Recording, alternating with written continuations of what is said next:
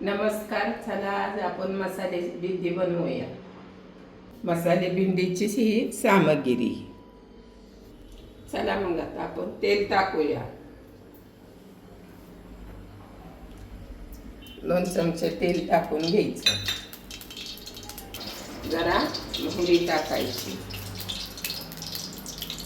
त्यानंतर जरा जिरी टाकायची.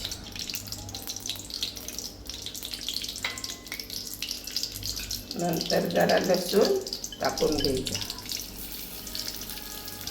लसूण टाकायचं. थोडासा लसूण झाल्यावर कढीपत्ता टाकून द्यायचा. नंतर कांदा टाकून बारीक हलवून जास्त चांगला भाजून कांदा टाकून घेतल्यावर चांगला भाजून द्यायचा.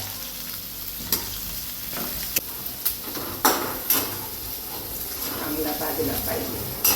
पांढरा लई ठेवायचा नाही. लाल करून घ्यायचा.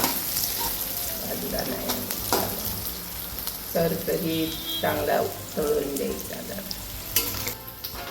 आमच्या घरात तर भरून भेंडी असो किंवा अशी हळदी मिठाची पण खाते, त्या हिरव्या मिरचीची खाते, सगळ्यांना आवडते. आता आपला कांदा लालसर झालेला आहे. आता आपण त्यात टमॅटो थोडंसं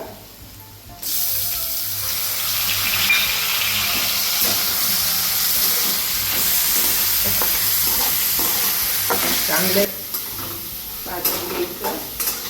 आणि मग थोडीशी हळद टाकून घ्यायची.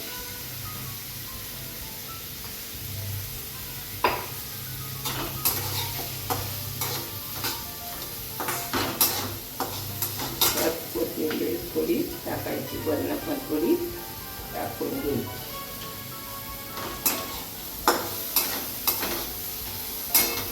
टमॅटो भाजून झालेला आहे. आता आपण भेंडी सोडून घ्यायची.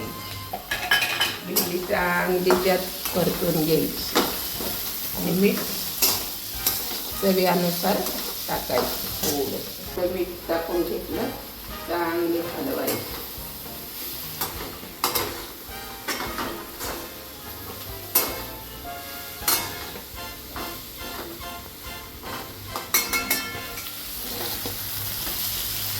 भेंडी टाकल्यावर झाकून ठेवायची.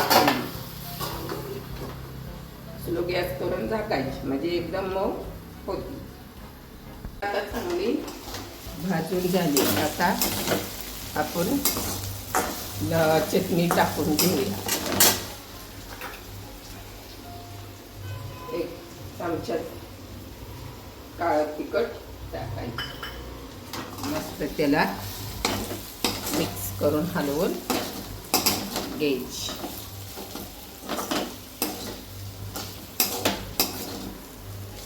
एक मस्तच मिक्स झाली पाहिजे. वास आता भेंडीचा वास आता एकदम छान यायला लागलाय. थोडंसं शेंगदाण्याचं कूट सोडून घ्यायचं. चवीनुसार तुम्हाला जेवढं पाहिजे तेवढं. छानशी झाली. एकदम भारी झाली. वास तर लईच भारी. ही भेंडी तुम्ही भात डाळ भात संगती खाऊ शकता. लहान पोरांना तर लय आवडते भेंडी. आमच्या घरात तर सगळ्याची आवडते. माझ्या मुलींना तर लय आवडते. चला आता आपली झाली भेंडी. आता आपण त्याला काढूया.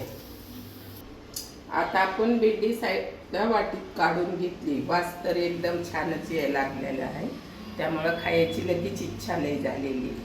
अजून कोणती रेसिपी पाहिजे तर कमेंट करून नक्की विचारा.